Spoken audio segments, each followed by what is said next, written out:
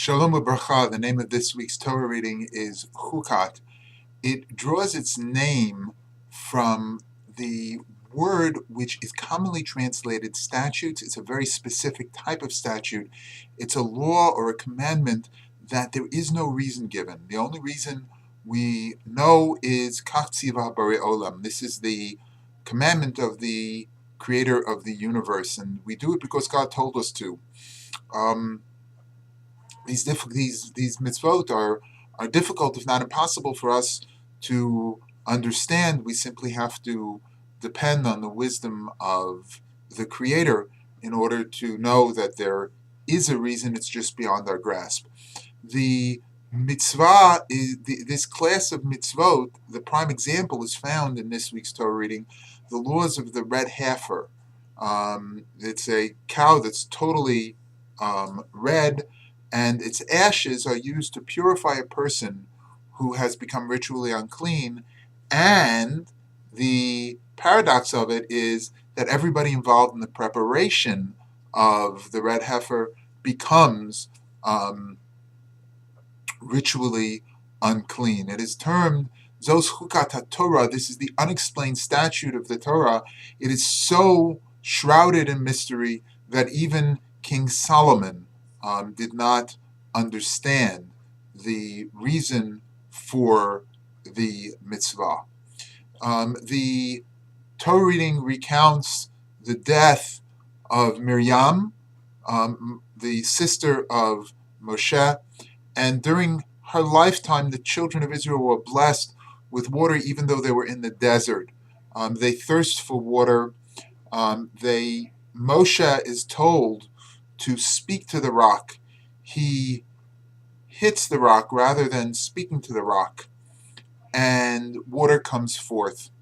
God informs him that he will not be able to enter the promised land because of this sin of hitting the rock rather than speaking to it. And the commentaries talk about what exactly was the nature of his sin, and why does the crime not seem to fit the punishment, or the punishment fit the crime.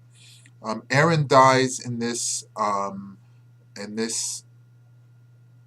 Torah portion as well. He's succeeded by his son Elazar, and then there's a plague that strikes the children of Israel.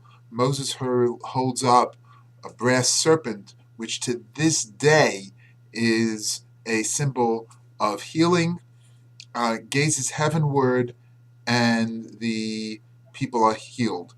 They sing a song in honor of the water that has come forth from the rock, and Moses engages in another battle with a foreign power. As I'm reading this parsha, I'm really beginning to relate to the children of Israel at this time. They were surrounded by loss. They lost Miriam, the prophet.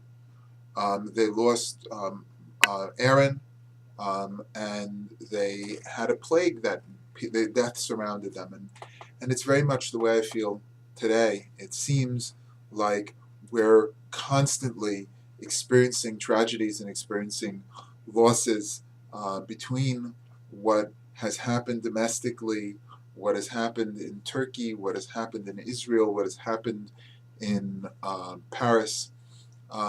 It seems like I'm just living in a funeral, like I'm constantly trying to console people, to try to help people make sense out of that which is impossible to make sense of.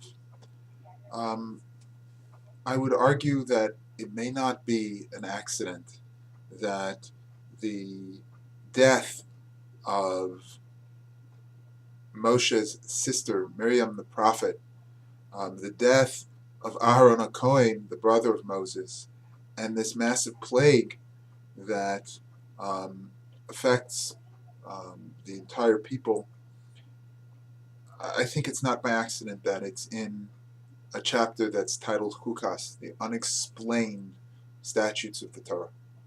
There are things that are beyond our comprehension. And certainly everything that we've been experiencing, all of the tragedy and the violence that surrounds us, is something that's beyond our understanding. And thank God it is beyond our understanding. Thank God it's beyond us to understand what mindset can engage in these terrible acts of violence.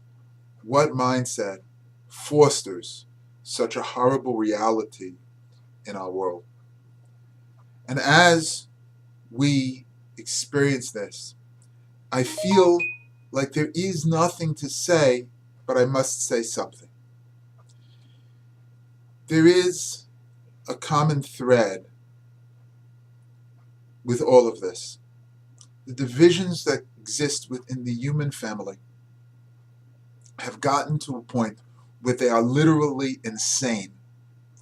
And while there is not much that we could do on a global level, there is a lot that we can do on a local level. We should make it our point to help others understand who we are and make an effort to understand whom the other is as well.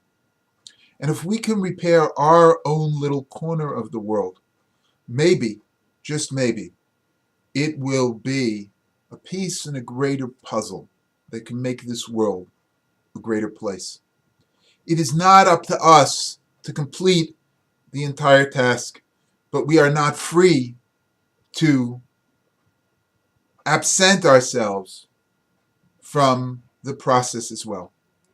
Each of us is charged to act in a manner that fosters human understanding, that fosters understanding between the various segments of the community of humanity, of the family of humanity. And maybe, just maybe, one day, we will learn to act towards each other in a way that will make such violence impossible. Shabbat Shalom.